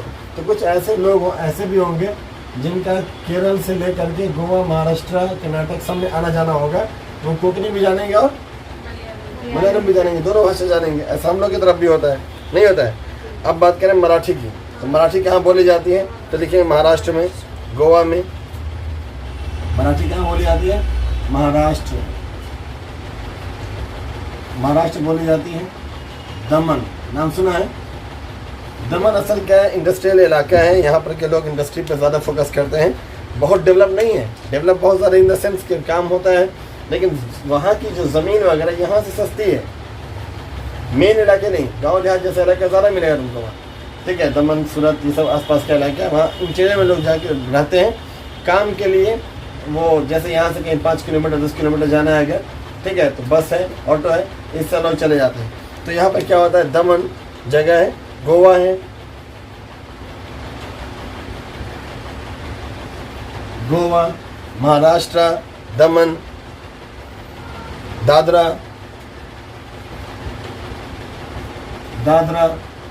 दीव, ठीक है ना, और नगर हवेली, ये सब मशहूर इलाके हैं वहाँ पर। तो अगर हम बात करेंगे तो हम कह सकते हैं, ठीक है, कह सकते हैं कि नगर हवेली में, दीव में, दादरा में, महाराष्ट्र में, दमन में और गोवा में, इन सभी जगह 1 2 3 4 5 6 हो गया ना। कहाँ कहाँ? महाराष्ट्र, दमन, गोवा, दादरा, दीव और नगर हवेली, इन सब जगह मराठी बोली जाती है। जाहिर सी बात है इतनी जगह मराठी बोली जाती है और महाराष्ट्र यहाँ भी है, महाराष्ट्र में कोंकणी बोली जाती है। तो जिनका कारोबार कोंकणी से लेकर के मतलब महाराष्ट्र से लेकर के दादरा, दीव, गोवा सब में फैला होगा, उनको मराठी भी आएगी, कोंकणी भी आ जाएगी। ये सब चूँकि लिंक्ड भाषाएँ हैं, यहाँ पर दोनों चल रही है, इनका फ़ायदा होता है बिजनेस स्कोप से, पर्सपेक्टिव से। और गुजरात में बोले अगर हम, गुजरात में गुजराती बोली जाती है, गुजराती गुजरात में बोली जाती है, बहुत आसान है, इसमें कोई दिक्कत ही नहीं, नाम याद रहेगा बस। अब लास्ट है कन्नड़। कन्नड़ कहाँ कहाँ बोली जाती है देख लीजिए, इसलिए उसको हम डिलीट कर दिए पूरा, ठीक है, ताकि हम फैल से इसमें लिख सकें। तो पहली बात कर्नाटक में बोली जाती है, कर्नाटक में एक हो गया। कन्नड़ क्या बोली जाती है? कर्नाटक में। दूसरा आंध्र प्रदेश,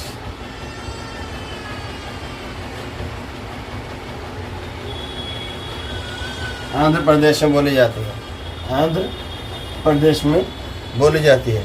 उसके अलावा तमिलनाडु में बोली जाती है। कहाँ? तमिलनाडु में बोली जाती है ये बोली। और उसके अलावा क्या है? एमएच। एमएच क्या हुआ? एमएच क्या हुआ? महाराष्ट्र।